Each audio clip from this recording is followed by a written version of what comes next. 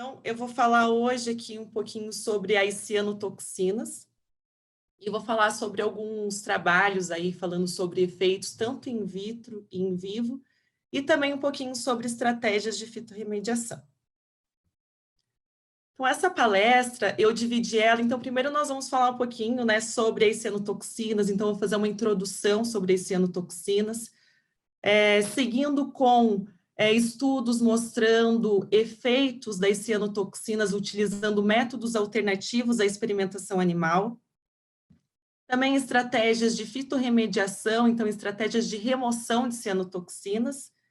E vou fechar a palestra falando um pouco sobre a divulgação, a comunicação científica, que foi aí bem comentado, né, essa lacuna que muitas vezes a gente tem aí nas nossas pesquisas, e também foi um assunto bem comentado no ano passado, e também falar um pouquinho sobre educação ambiental.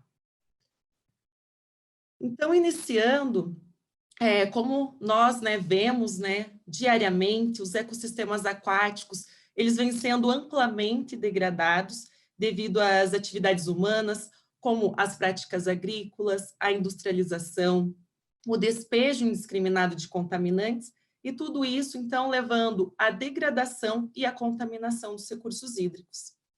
E um dos ecossistemas que eles são muito impactados, que eu vou falar bastante aqui na palestra, são os reservatórios de abastecimento público de água. Os reservatórios de abastecimento público, eles têm várias atividades humanas acontecendo ali no entorno, e também os reservatórios, um dos principais impactos que é observado é a eutrofização, né? Sendo que, consequentemente, nós encontramos, então, florações de cianobactérias, e aí a presença de cianotoxinas. Aqui a gente tem um esquema, mais ou menos, que eu quis simular como que a gente esperaria encontrar um reservatório, né? Então, tendo uma vegetação ali no entorno, né, uma mata ciliar preservada, fazendo a conservação daquele ecossistema.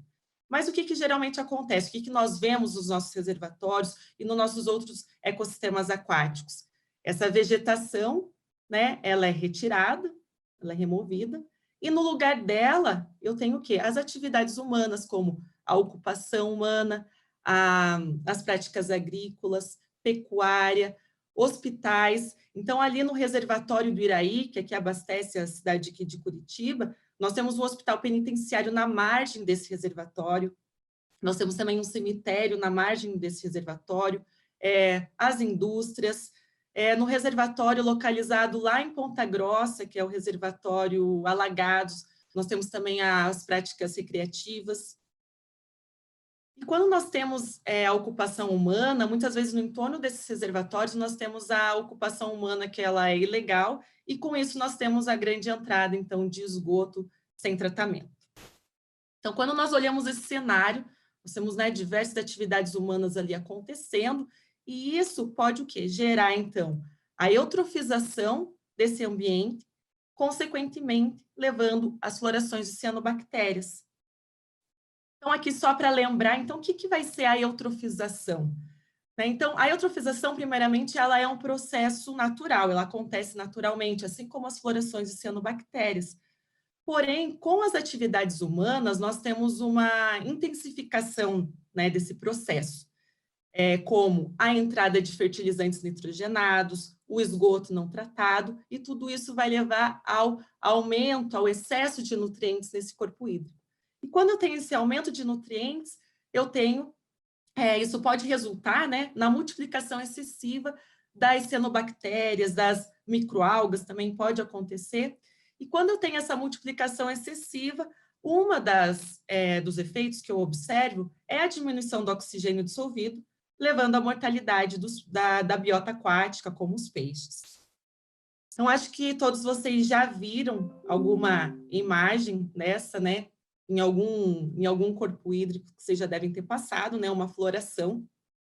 Então, muitas espécies de cianobactérias, elas formam esse tapete na superfície da água, que leva, então, àquela diminuição do oxigênio, mas também nós temos espécies que elas não formam esse tapete, então é mais difícil, às vezes, de evidenciar que está existindo uma floração, elas ficam ali dispersas na coluna d'água.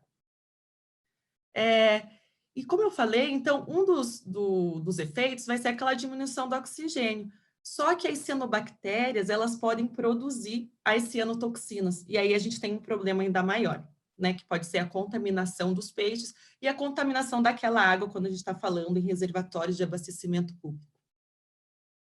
Aqui eu vou falar de duas cianobactérias em especial, que são cianobactérias que nós encontramos florações nos reservatórios do Paraná, que é a Microcistes aeruginosa, que produz a microcistina, que é uma hepatotoxina, ou seja, o órgão-alvo dessa cianobactéria é o fígado. Porém, vários estudos já têm mostrado que não só o fígado pode ser afetado, então o cérebro, as brânquias dos peixes, as gônadas, mas o órgão-alvo é o fígado. E também a Cylindrospermopsis sassiborski. Aqui eu trouxe um outro nome também, Raphidiopsis, porque é uma curiosidade que eu trouxe aqui para mostrar para vocês, que saiu esse artigo recentemente sugerindo a unificação desses dois gêneros, da Cylindrospermopsis e da Raphidiopsis. Mas ao longo dessa apresentação eu ainda vou tratar, né, essa cianobactéria que a gente evidencia nos reservatórios aqui do Paraná como Cylindrospermopsis sassiborski. E ela tem o potencial de produzir as saxitoxinas, que são neurotoxinas, então elas vão afetar principalmente o tecido nervoso. E essa cianobactéria, ela é bem interessante, porque as cepas aqui no Brasil, elas produzem principalmente as saxitoxinas. Porém, em outros locais, em outros países, geralmente essa cianobactéria ela vai produzir a cilindrospermopsina, que ela é uma hepatotoxina também. Então, existe essa diferença, dependendo do lugar onde ela é encontrada, as cepas vão produzir uma ou outra toxina.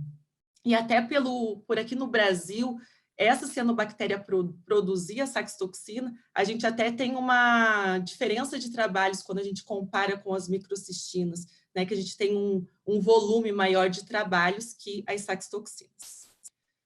O foco da nossa palestra são as cianotoxinas, mas eu coloquei aqui para vocês, né, que a gente não pode descartar a presença também de uma mistura de contaminantes quando eu olho, né, esse cenário de atividades do entorno. Então, agrotóxicos, vários contaminantes que podem vir ali no esgoto doméstico, como, por exemplo, nós temos os produtos de higiene pessoal, medicamentos que acabam vindo, hormônios, antibióticos, diclofenaco, paracetamol, entre outros. Então, as microcistinas, como eu tinha falado, elas são hepatotoxinas, então tem como órgão-alvo o fígado.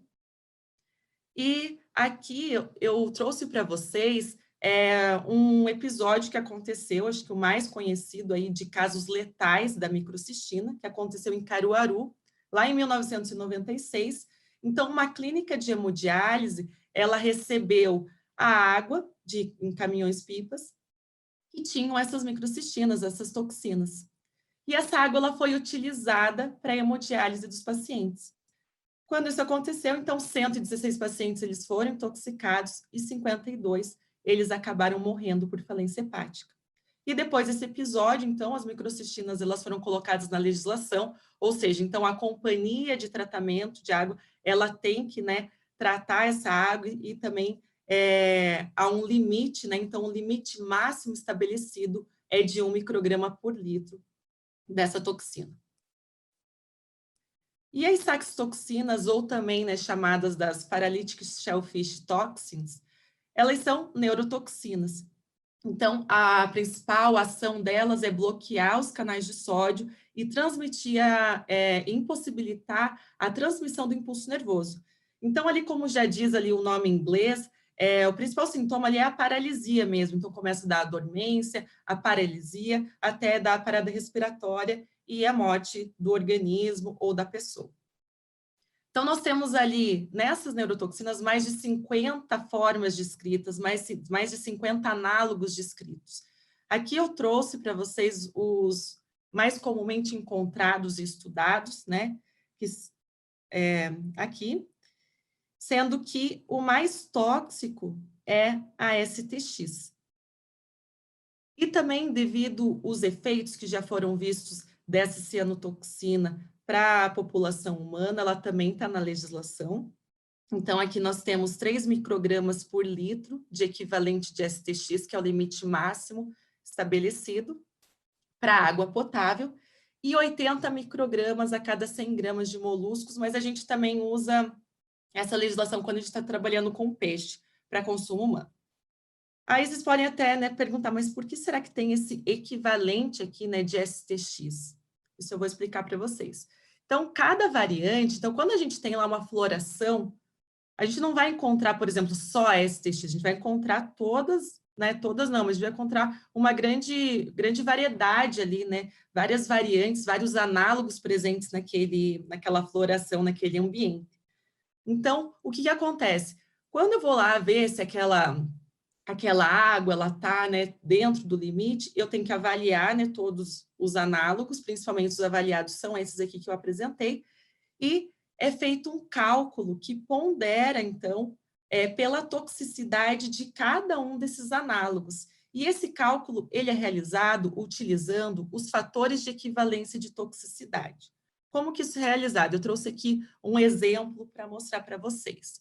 Então, aqui a gente consegue ver qual que é o valor de toxicidade para cada um dos análogos das saxitoxinas. Então, a STX, que é a mais tóxica, ela vale 1, né? Que é o máximo. E assim que vai diminuindo a toxicidade, né? Esse fator ele vai diminuindo também até a menos tóxica, que vale, né, aqui como toxicidade de 0,35. Quando eu tenho lá, por exemplo, uma amostra de água, eu quero saber, né, qual que é a quantidade que ela tem dessas toxinas, então, aqui eu peguei uma amostra de água e quantifiquei. Então, eu achei 0,5 de STX, 1,8 do outro análogo e 1 do outro análogo. Se eu fosse somar isso aqui, né, somando, o que acontece? Eu tenho um total de saxitoxinas de 3,3 microgramas por litro. Porém, devido cada análogo ele ter uma toxicidade, eu tenho que fazer a ponderação pela toxicidade. Então, por exemplo, a STX, ela vale 1 de toxicidade. Então, eu vou fazer 0,5 vezes 1, vai dar o 0,5. A Neo STX, eu faço 1,8 vezes o valor da toxicidade dela, assim como a outro análogo vezes o valor da toxicidade dela. E aí, quando eu faço esse cálculo, né, eu vou ter, na verdade, né, ali uma redução, né, naquela concentração, e vai ser 2,5 microgramas por litro de equivalente de STX. Então, é assim que é realizado. Então, todos os trabalhos que vocês forem ver de saxitoxina sempre vai ter esse equivalente de STX. E reflete o quê? Esse cálculo que é realizado, ponderando pela toxicidade. Porém, alguns estudos têm mostrado que outros análogos têm se mostrado mais tóxicos que a STX. E podendo sugerir, então, que muitas vezes esse cálculo que é realizado, ele pode estar subestimando a real toxicidade do ambiente. Nós fizemos estudos nos reservatórios aqui do Paraná, então, o reservatório do Iraí, que abastece aqui parte da cidade de Curitiba, e nesse reservatório nós evidenciamos, então, florações de cianobactérias, a microcistis aeruginosa, encontramos concentrações de microcistinas, vimos efeitos subletais nos peixes, efeitos subletais não só no fígado, mas vimos em outros tecidos, no cérebro, nas brânquias, e também vimos que esses peixes, eles acumulam essas toxinas nos tecidos deles. No reservatório Alagados, que é lá em Ponta Grossa, também nós evidenciamos florações de cianobactérias, porém nesse reservatório nós temos a Cylindrospermopsis sassiborski, então nós temos as saxitoxinas que são encontradas lá, e também nós encontramos altas concentrações nesse reservatório, encontramos elas acumuladas no tecido dos peixes, fizemos um cálculo de risco e vimos que existe risco de exposição humana, né, se essas pessoas elas consumirem esses organismos, e também observamos que após o tratamento pela companhia de água, essas toxinas elas não são completamente removidas, elas são removidas, né, dentro do limite legal, então elas estão menos de 3 microgramas por litro, mas quando nós coletamos lá pós-tratamento, nós vimos que existia ainda baixas concentrações, mas existia, mostrando que o nosso tratamento convencional, como já mostrado por outros estudos, ele não remove por completo as cianotoxinas. Aí o nosso tratamento convencional aqui não só cianotoxinas, mas ele também não remove por completo muitos outros contaminantes, que nós também chegamos a avaliar, como os medicamentos, paracetamol, diclofenaco, eles não têm a remoção completa, e eles podem aí estar chegando, então, diariamente aí na torneira das nossas casas. Vendo toda essa problemática, então nós vemos o quê? Existem ainda muitas lacunas no conhecimento das saxitoxinas, devido àquela quantidade de análogos que existe, os análogos ainda eles podem se interconverter, então o análogo mais tóxico pode virar o menos tóxico pode virar o mais tóxico, então existe ainda muita lacuna, e ainda comparada com outras toxinas, como a microstina, ela ainda tem poucos estudos. Nós vimos que existem efeitos, então, tanto para a biota aquática quanto para a população humana. Também estão sendo observados efeitos em concentrações mais baixas que o limite legal. O tratamento convencional de água não remove completamente as cianotoxinas. E também vários estudos têm apontado que o aumento da temperatura, então o aumento global da temperatura, ela pode levar ao quê? As florações elas serem cada vez mais frequentes e, consequentemente, eu vou ter uma maior presença de cianotoxinas nos ambientes aquáticos. Então, vista essa problemática, eu vou aqui abordar alguns estudos que se propôs a estudar um pouco, então, sobre a avaliação dos efeitos subletais das saxitoxinas, que é aquela neurotoxina que ainda tem menos estudos, utilizando métodos alternativos à experimentação animal. Visto a problemática que o tratamento convencional, hoje em dia, ele não remove por completo, também propor uma estratégia de remoção dessas cianotoxinas, utilizando a fitorremediação. E também uma questão que a gente se propôs aí a também trabalhar na questão das cianotoxinas e também de contaminantes, a questão da comunicação científica, então aquela comunicação entre pesquisa e sociedade. Iniciando então com os métodos alternativos. Geralmente, quando nós estudamos os efeitos tóxicos lá no laboratório de toxicologia ambiental, nós utilizamos os peixes como modelos de estudo. E eles são ótimos modelos de estudo, eles estão ali constantemente expostos àquela condição ambiental. Porém, ultimamente tem tido vários debates na ciência, né, falando sobre os 3 R's da experimentação animal, falando sobre a substituição, redução, refinamento, e incentivando o uso de métodos alternativos à experimentação animal, como o uso de linhagens celulares. E aí eles são vistos também como ferramentas que conseguem, então, avaliar ali tanto a saúde ambiental e também quando a gente faz ali testes, podemos fazer testes em linhagens de células humanas, também podemos ver esses efeitos para a saúde humana também. E outra ferramenta também que pode ser utilizado tanto em vivo quanto in vitro são os biomarcadores, que é a maneira como que eu vou avaliar esses efeitos das cianotoxinas. Então, os biomarcadores, eles vão ser respostas quantificáveis em um organismo frente a uma contaminação ambiental, por exemplo. Então, o biomarcador, ele pode ser lá uma enzima, uma proteína que eu vou medir, e ele pode ser medido lá desde átomos e moléculas até o organismo como um todo, a população, uma comunidade. E a vantagem de eu utilizar os biomarcadores é que nos biomarcadores eu consigo observar o efeito subletal antes que o efeito adverso ocorra. Então, eu consigo ver se aquele peixe, por exemplo, se eu estou trabalhando com peixe, se aquele peixe está sendo alterado antes que ele morra, por exemplo. Ou, às vezes, o que a gente já viu, muitas vezes em alguns estudos, eu consigo ver alguma alteração num biomarcador que mostra que aquele peixe está tendo problemas ali na reprodução dele, ou aquela população está vendo ali que está reduzindo a reprodução daquela população de peixes, e eu posso ter uma tomada de decisão. Então, eu vejo, se eu não mudar, se eu não tiver aqui uma tomada de decisão de tentar tirar essa entrada desse contaminante, a longo prazo, essa espécie ela pode parar de se reproduzir e pode ter um colapso na reprodução dessa espécie. Então, a vantagem de eu poder ver o biomarcador é eu ver esse efeito subletal e poder ter uma estratégia para tentar melhorar aquela situação e que eu não observe os efeitos adversos. Nesses trabalhos que eu vou mostrar aqui, nós utilizamos os biomarcadores bioquímicos. E nos biomarcadores bioquímicos, nós temos os biomarcadores que eu avalio no sistema de biotransformação.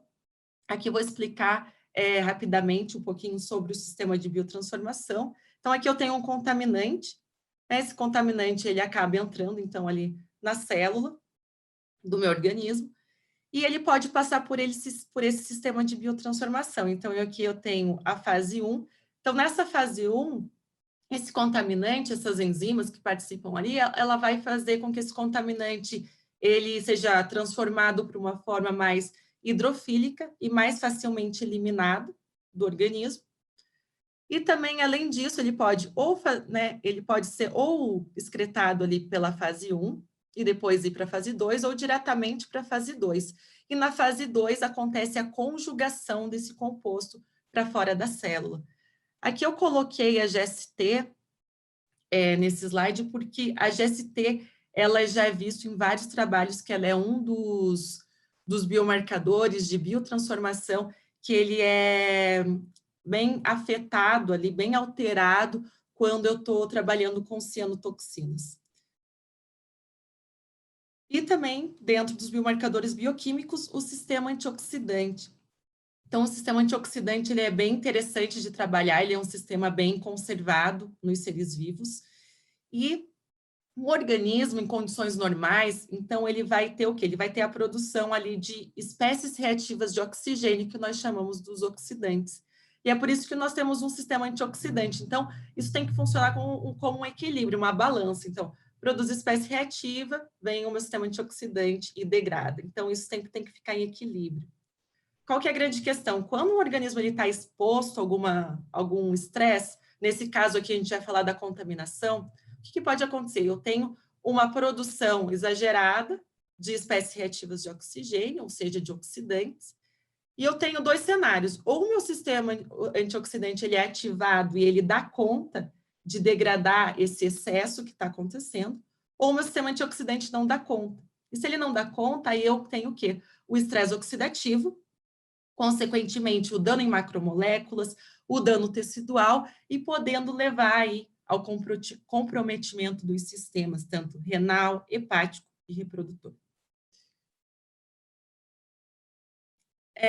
Nesse primeiro estudo que eu vou mostrar, qual que foi a nossa pergunta, né, geral que nós queríamos responder? Então, quais os efeitos subletais das saxitoxinas nas linhagens celulares? A RTG2, que é uma célula gonadal de truta-arco-íris, a RT-GIL, que é uma célula de brânquia, também de truta-arco-íris, e a REPG2, que é o hepatocarcinoma humano. Aí vocês podem até pensar, nossa, mas a saxitoxina ela é neurotoxina.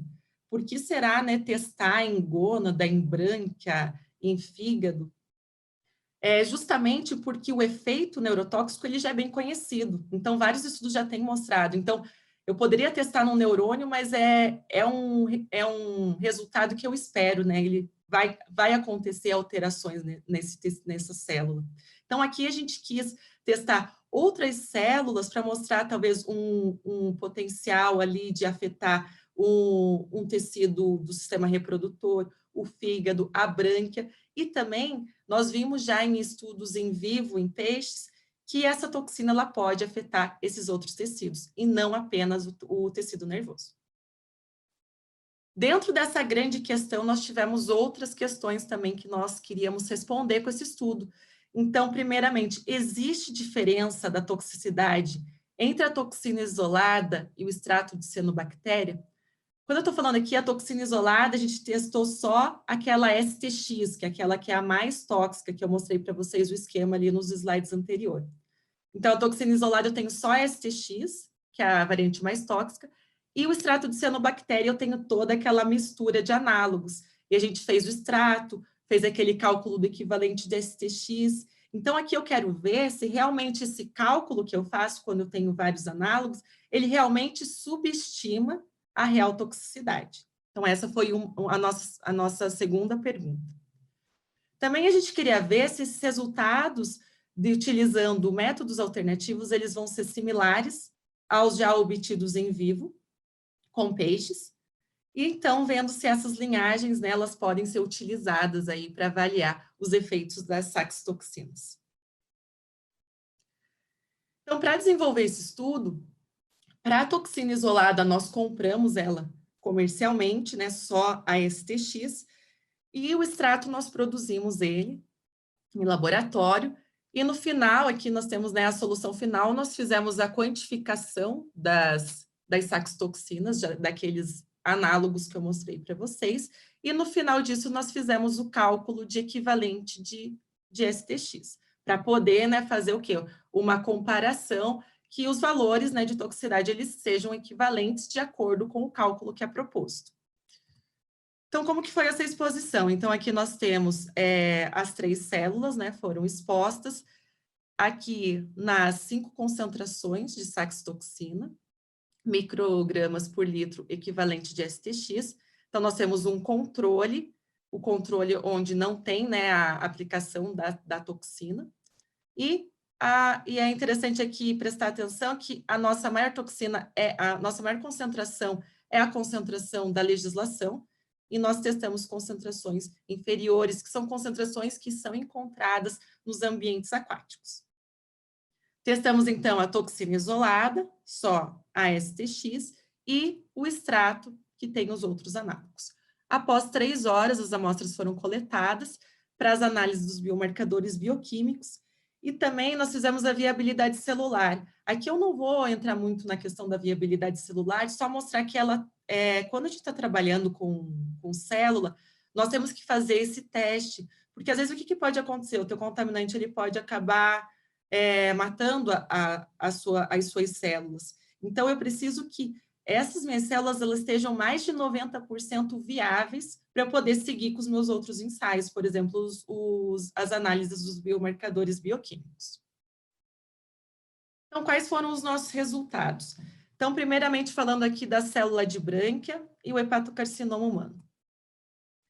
Então, quando a gente testou, a gente não observou nenhum efeito, então, nenhuma alteração dos biomarcadores bioquímicos, nem do sistema de biotransformação, nem do sistema antioxidante.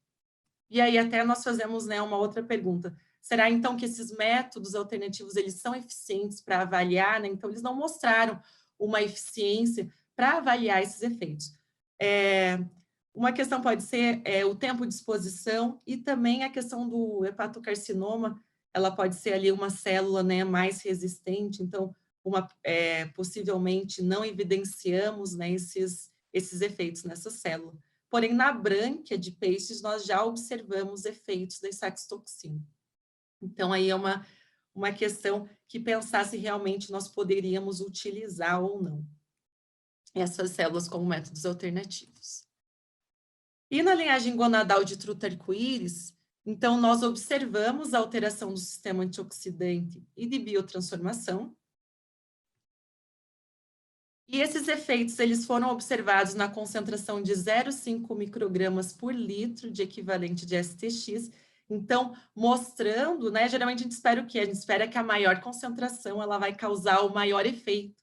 E muitas vezes não é isso que nós observamos. Então, vários trabalhos já têm mostrado que concentrações mais baixas, ou no nosso caso aqui, as concentrações intermediárias, elas acabam causando, então, mais efeitos do que as concentrações mais elevadas. E isso mostra a importância de eu trabalhar, de eu estudar essas concentrações ambientalmente relevantes. E esses efeitos, eles foram observados só quando nós, só na exposição da toxina isolada, e não no extrato de cianobactéria, que essa era nós esperávamos que íamos encontrar, então, um efeito maior quando a gente fizesse a exposição com o extrato, por ter aquelas diferentes variantes, por ter aquela questão daquele valor de equivalente de STX pode estar subestimado. Então, na verdade, aqui nós achamos que a toxina isolada ainda foi mais tóxica. Uma possível, né, que nós sugerimos que pode ter acontecido é que esses análogos, eles podem se interconverter. Então, uma forma mais tóxica, ela pode virar uma forma menos tóxica dentro da célula. Então, isso pode ser uma das questões que pode ter acontecido aqui ao longo do nosso experimento. Apesar de nós termos evidenciado, então, a alteração do sistema antioxidante, do sistema de biotransformação, esses efeitos ainda eles foram menores do que os observados em vivo. Aqui nós mostramos, então, os resultados dessa nossa primeira etapa aqui dos métodos alternativos, e é importante ver aqui que concentrações mais baixas que da legislação, elas mostraram o efeito, então mostrando a questão e o problema de quando essa toxina não é completamente removida, né, no tratamento convencional. Então, a próxima etapa da nossa palestra é falar, então, sobre estratégias de remoção, estratégias de remoção, utilizando aqui, no caso, a fitorremediação. Então, a remoção de contaminantes, ela é um desafio, isso aqui não só no Brasil, então não é só no Brasil que o tratamento convencional de água ele não consegue remover vários contaminantes, isso é um problema mundial. Então, a gente tem ali vários medicamentos, como eu falei, antibiótico, diclofenaco, paracetamol, cianotoxina, vários contaminantes que não são removidos completamente, estão chegando diretamente lá na torneira da nossa casa, todos os dias. E aí existem várias estratégias de remoção, como a utilização de filtros ecológicos, membranas, realizando aí a microfiltração, ultrafiltração. Também temos estratégias de nanofiltração. Aqui, no caso, a nanofiltração ela é uma estratégia, mas aí pensando que utiliza nanopartícula também é uma questão que pode levar à contaminação, mas é uma estratégia que está sendo, né, que foi sugerida em outros países. Nós temos o uso de ozônio, UV, então na Suíça a gente vê que às vezes eles usam essa estratégia, às vezes até combinado, então eles usam ozônio e UV para fazer a remoção desse contaminante. Nós temos o uso de carvão ativado, também se vocês lembrarem, no início do ano a gente teve aquele problema lá no Rio de Janeiro, que teve que eles estavam com problema na água, eles fizeram, né, o uso do carvão ativado. Uma questão aqui, o ozônio, o UV e carvão ativado, eles são metodologias, né, um pouco caras. E quando a gente fala aqui sobre a questão, por exemplo, de ozônio e UV, alguns países já observaram que não ocorre a remoção do contaminante, mas o contaminante ele é transformado numa outra substância, numa outra molécula. Então, o que acontece? Muitas vezes não existe a remoção, existe a transformação. E quando acontece ainda a transformação, por exemplo, tem um contaminante que ele virou uma forma que é menos tóxica, ok, né? Então, não removeu, mas melhorou o quadro, né, atual ali. O problema é quando essa transformação ela pode acontecer de uma forma que estava ali, que virou ainda mais tóxica. E aí, além de não remover, ainda piora a situação. Tá? Então, a gente tem esses problemas aí, dependendo da metodologia utilizada. E outra metodologia aí, sendo abordada para a questão da remoção, utilizando o tratamento biológico, que é o que eu vou aqui mostrar para vocês, falando sobre a fitorremediação, que é a remoção de contaminantes utilizando as plantas. Nós utilizamos aí em alguns estudos que nós fizemos, e o que eu vou mostrar aqui para vocês, as macrófitas aquáticas. Então, as macrófitas aquáticas, elas têm algumas vantagens. Então, primeiramente, para os contaminantes que nós estamos estudando, uma questão bem importante é que quando ela acumula o contaminante, ela deixa lá guardado o contaminante lá nos vacúolos e dificilmente ela vai excretar, então ela não excreta esse contaminante de volta para a água. Então aí, por mais que ela biotransforme lá o contaminante dentro dela, isso não vai voltar para a água. Então, uma vantagem. E quando a gente compara, muitas vezes lá, por exemplo, a ozônio, UV, ela vai ter um baixo custo.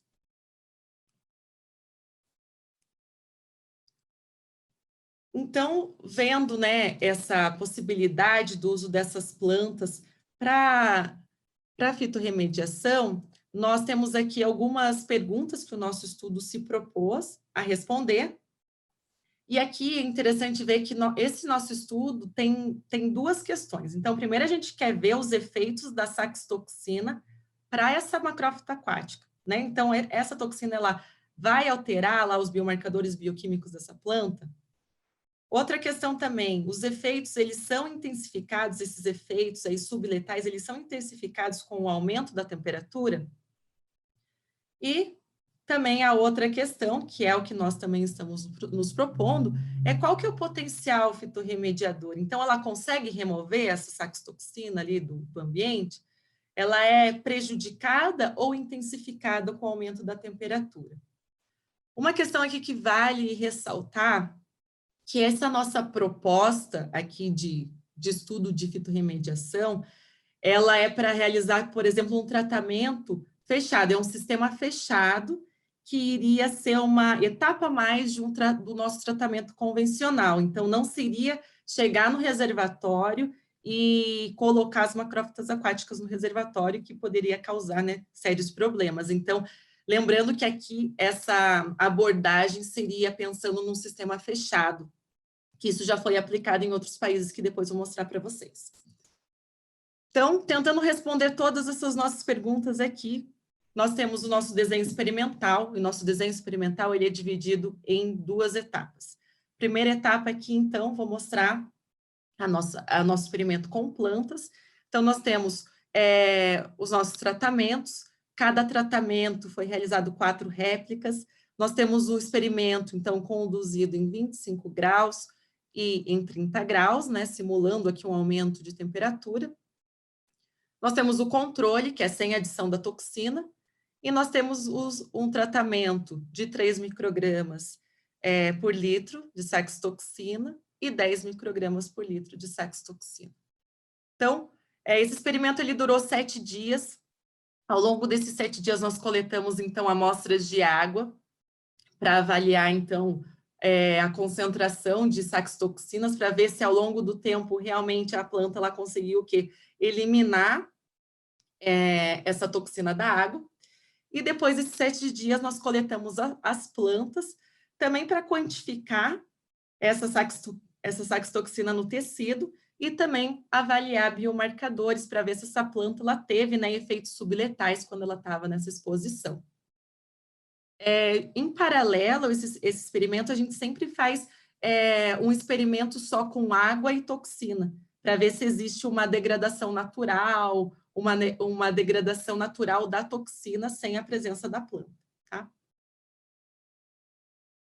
Então, como que a gente avaliou, então, esse potencial fitorremediador? Com as amostras de água, para ver se depois de 7 dias aquela água não tinha mais o contaminante, mais a saxitoxina, e também na planta, se a planta acumulou. Mas, além disso, a gente quis ir um pouco mais longe, avaliar de uma outra maneira esse potencial fitorremediador. Como que a gente fez? Aí nós temos mais uma pergunta para esse nosso trabalho, que é avaliar os efeitos subletais das saxitoxinas antes e após a fitorremediação, utilizando peixes. E como que nós fizemos isso? Então, com o objetivo de avaliar o potencial de fitorremediação dessa macrófita, então nós temos esse desenho experimental, que é a nossa segunda etapa, e esse desenho experimental ele é composto por 2 momentos aqui. Então, nós temos aqui um experimento, nós temos os aquários com os peixes, eu tenho o controle, né, sem adição de toxina, e aqui também, igual foi a das plantas, então, o peixe exposto a 3 microgramas por litro, 10 microgramas por litro. E aqui no segundo momento desse experimento, o que nós fizemos? Nós pegamos aquela água que foi tratada pela planta na primeira etapa e colocamos nos peixes aqui nessa segunda etapa. Então, nós pegamos o controle lá das plantas, que era o controle também sem toxina, colocamos os peixes, porque as plantas também podiam, né, durante aquele tempo, ter liberado alguma coisa na água que pode causar alguma coisa para os organismos. E aí pegamos aquela água lá da planta, depois de 7 dias, né, depois que ela fez aquele tratamento que nós esperamos que ela tenha feito, e colocamos os peixes, tanto, né, o de 3 microgramas por litro e o de 10 microgramas por litro. Para ver, então, se ao longo daqueles 7 dias lá na primeira etapa, ela conseguiu limpar e se depois eu não vejo mais os efeitos subletais no peixe. Esse experimento durou 96 horas. Esses tempos de duração, eles são tempos já são já tipo, estipulados na literatura, tá? Para planta 7 dias e para peixe de exposição aguda 96 horas. Importante lembrar que até o momento a gente só fez com o experimento das plantas em 25 graus, tá? Então, essa água que foi utilizada aqui foi do experimento das plantas em 25 graus. Quais foram os resultados observados? Primeiramente, falando da planta. Quando a gente observou lá os efeitos subletais, vendo as enzimas, né, das plantas, não foi observado efeito. Então, os biomarcadores, eles não foram alterados em nenhuma das concentrações e em nenhuma das temperaturas. Esse é um bom resultado, porque quando nós estamos buscando uma planta para ser uma boa fitorremediadora, vários estudos têm mostrado que quanto menos a planta tem efeito, quando ela está exposta a isso, ou quanto menos ela sofre, melhor fitorremediadora ela vai ser.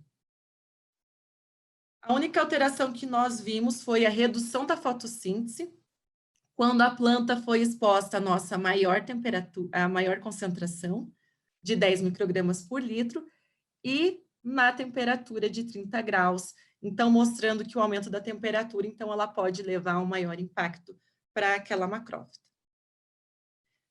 E as nossas análises químicas para poder ver realmente o potencial fitorremediador dessa planta, que foi feita na água, está sendo feita na água, e no tecido da planta, elas ainda estão em andamento. Então, nós não sabemos ainda o quanto e se essa planta ela removeu a saxitoxina da água.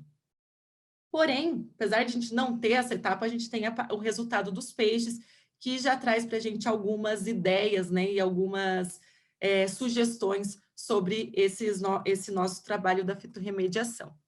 Então, nos resultados dos peixes. Então, quando a gente avaliou lá aquela primeira etapa lá, que a gente coloca o peixe e coloca a toxina, então, como já esperado, observamos os efeitos subletais no fígado desses peixes expostos, tanto na concentração de 3 quanto na concentração de 10 microgramas por litro. Quando a gente compara com os peixes que foram expostos à água após o tratamento da planta, os efeitos subletais não são mais observados. Então, a gente consegue ver que existe realmente, por mais que nós não temos ainda a parte da quantificação, né, na água, a gente não consegue saber o quanto que removeu, a gente pode sugerir, então, uma redução da toxicidade e, né, sugerindo, então, que essa fitorremediação, que essa planta, ela pode ser uma boa fitorremediadora, ela pode ser uma ferramenta, então, eficiente para remover a cianotoxina. Apesar também da gente não ter essas análises químicas ainda, o outro trabalho que nós realizamos já mostrou 100% de remoção de cianotoxinas, 93% de remoção de diclofenaco e 41% de paracetamol. E também estudos em larga escala. Então, já tem estudos que fizeram, né, o uso dessas plantas em larga escala, mas aquele esquema que eu falei para vocês é um sistema fechado, né, não colocando a macrófita lá no reservatório. Na China, teve 85% de microcistinas, e aqui no Brasil, fazendo em efluentes de piscicultura, tiveram aí também 100% de remoção de cianotoxinas e 75% de remoção de antibióticos, então também mostrando aí a eficiência dessa metodologia. E aí a grande pergunta que sempre, toda vez que nós falamos sobre essa questão, né, da fitorremediação, e o destino das plantas? O que você vai fazer depois, tá? Você tratou lá, você tirou a contaminação do lugar e você vai levar essa contaminação para onde? Né? Então, não adianta você tirar a contaminação de um lugar e acabar levando essa contaminação para outro lugar. Então, alguns estudos, eles têm sugerido a produção de biogás e biodiesel utilizando essas plantas para que ela tenha ali um destino sustentável para poder utilizar nessa planta e não levar a contaminação que você tirou de um lugar para o outro. E outros estudos de fitorremediação no laboratório de toxicologia ambiental, eles estão sendo realizados, né? Então, estão sendo realizados testes com diferentes macrófitas aquáticas, também testando essa questão de utilizar plantas e depois utilizando os peixes para ver aí a eficiência da fitorremediação. A ideia também do laboratório, depois que a gente teve alguns desses resultados já em escala laboratorial, é a aplicação dessa metodologia em campo, né, fazer ela em larga escala, testar ela em larga escala nesse sistema fechado, e também algumas ideias surgindo aí para o destino final dessas plantas. Então, tivemos algumas conversas com o pessoal lá da engenharia ambiental, o que poderia ser feito com elas, né? Então, a ideia é a gente se aprofundar um pouquinho mais nisso para poder fechar essas etapas. E aqui, então, finalizo esse segundo momento aqui da palestra, falando sobre mais esse estudo que nós fizemos em relação ao problema da remoção de contaminantes. E no próximo tema, né, que a gente vai seguir, vai ser o da comunicação científica e educação ambiental.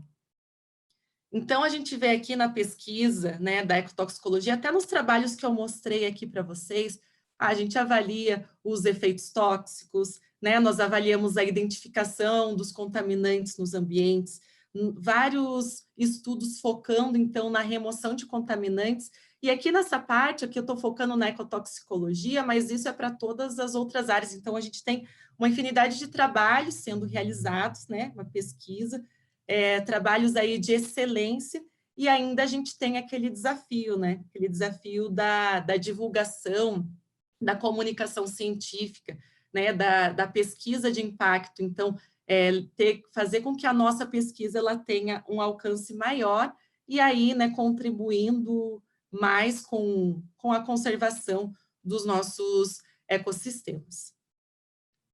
Então, aqui eu trouxe até uma questão aqui para descontrair. Então, o que nós queremos, né? Todo mundo quer que a nossa pesquisa ela tenha impacto, a gente quer que a nossa pesquisa ela tenha um alcance maior, né? Que ela consiga ali, a gente estuda tanto que ela depois tenha um resultado e uma mudança, uma conservação maior naquele ecossistema que a gente estudou. E quando que a gente quer isso? A gente quer que isso seja agora, e isso precisa ser agora, né? A gente já falou tanto isso ano passado, mostrando essa necessidade da gente ter essa maior divulgação, e tendo essa maior divulgação, chegando aí, né, com que a nossa pesquisa tenha mais alcance e que tenha mais impacto. Uma maneira de fazer essa divulgação, essa comunicação, né, nós falamos da tripartite, que é fazer essa comunicação academia, governo e indústria, ela é bem importante. Nós fizemos um workshop no ano passado,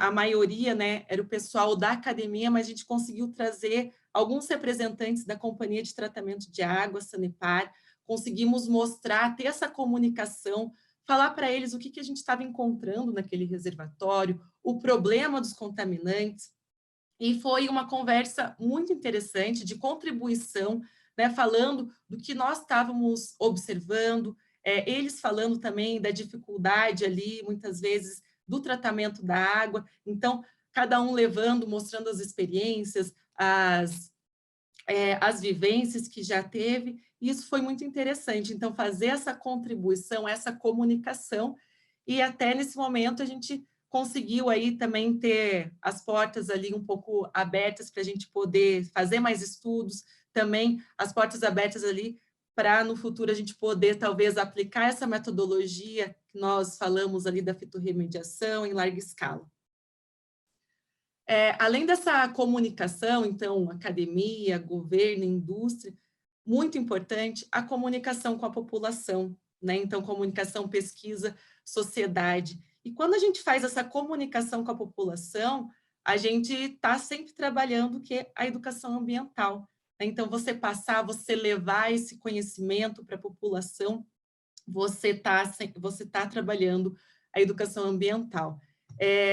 Eu fiz uma palestra no mês passado e foi muito interessante porque eu falei dessa questão da contaminação e muitas pessoas que estavam assistindo falam, nossa, eu nem sabia que esse contaminante podia estar presente nesse local, ou que esse contaminante podia estar chegando na torneira da minha casa todo dia. Então, muitas vezes, existe realmente essa lacuna, né, de tentar fazer que a nossa pesquisa, essa nossa pesquisa tenha esse alcance maior, que chegue ao maior número de pessoas. Então, a necessidade da comunicação com a população.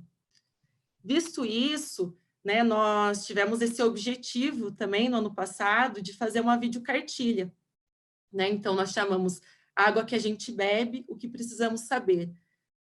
Nessa edição dessa videocartilha, foram colocados os resultados, principalmente do meu doutorado, onde eu realizei nos reservatórios de abastecimento de água, como uma estratégia aí de aumentar, então, essa comunicação pesquisa-sociedade. E eu vou mostrar agora para vocês aqui esse vídeo.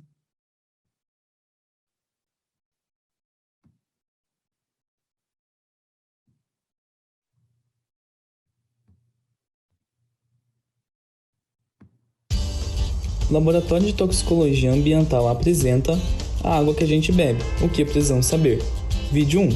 Reservatórios de abastecimento público.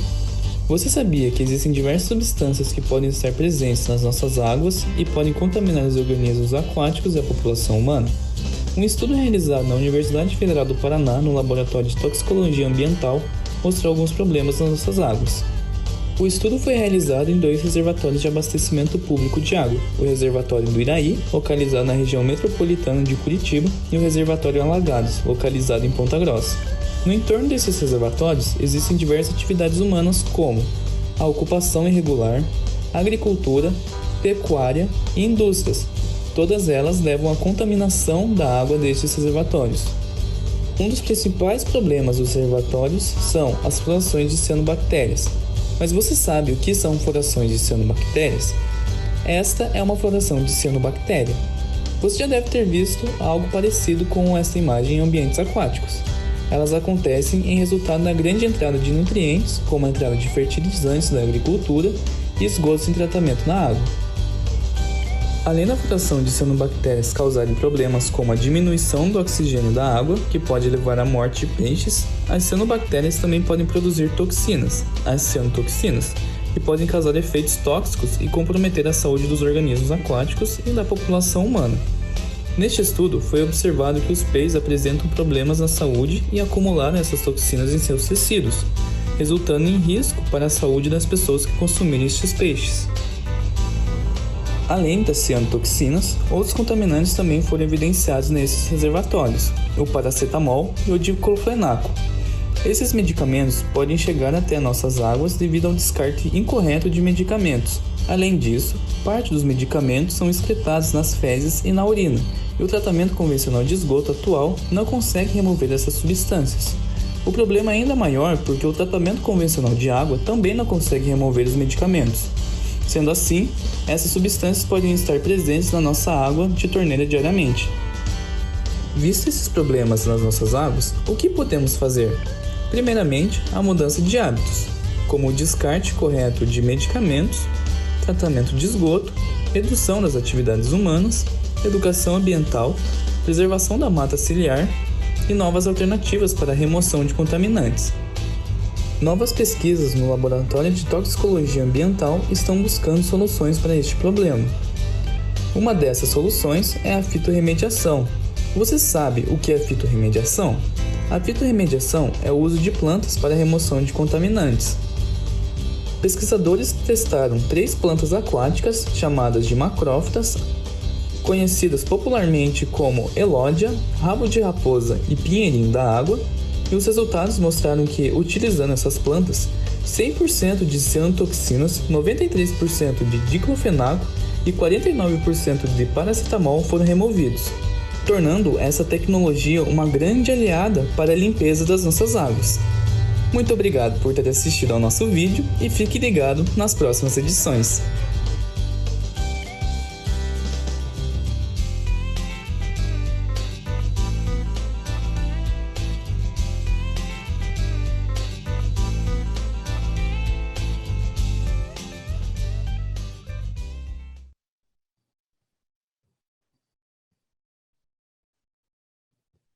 Deixa eu voltar aqui agora para a apresentação.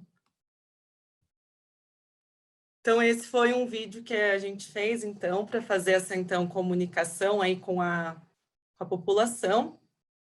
E é interessante que nós temos agora um canal até do laboratório e vários vídeos vão ser postados lá, então todos os trabalhos realizados, eles vão agora ter essa questão de fazer um vídeo de comunicação, para que a gente consiga aí fazer, então, essa comunicação melhor aí, pesquisa-sociedade.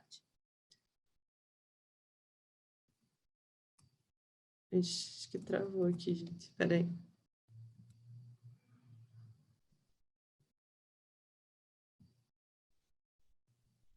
Vou tentar compartilhar de volta aqui, que parou de...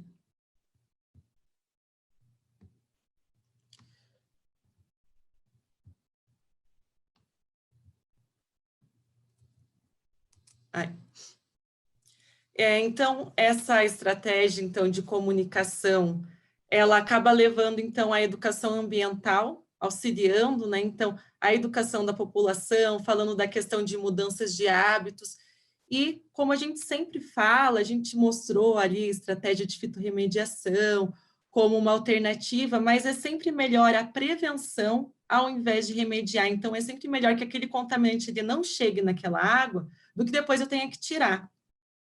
Como, por exemplo, quando a gente fala ali nessa questão de fitorremediação, de remoção, às vezes pensando né, só em chegar para a população humana e dentro lá do reservatório. Então, prevenir que esse contaminante chegue ainda é o principal objetivo. Então, destinar esforços para a educação e mudança de hábitos ainda é o primeiro, acho que a gente tem que seguir para realizar, então, a conservação dos nossos ecossistemas.